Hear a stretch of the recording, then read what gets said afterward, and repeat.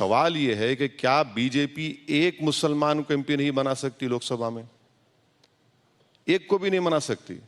अच्छा, अब जब यूपी का चुनाव आएगा, देख लीजिए कितनों को टिकट देते और कितने कामयाब होते।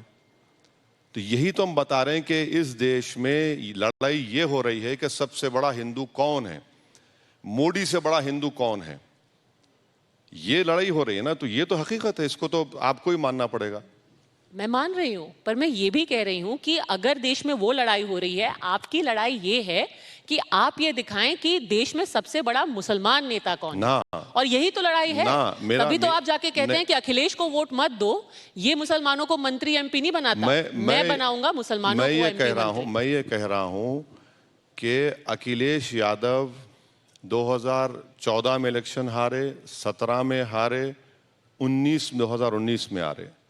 मैं ये कह रहा हूं कि अखिलेश यादव का जो यादव वोटर है वो अगर बीजेपी को वोट देता है तो अखिलेश यादव को कहते हैं कि हाँ, छोटा भाई बड़ा भाई में लड़ाई हो सकती है।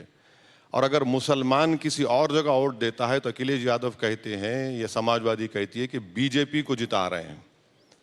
तो यही तो हम बताने की कोशिश कर रहे हैं।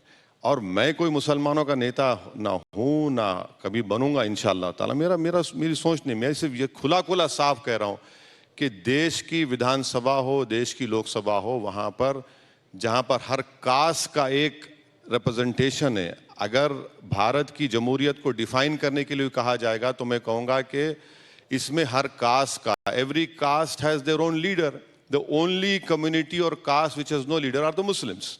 And why? What is wrong in that? We should have a representation, because political empowerment leads to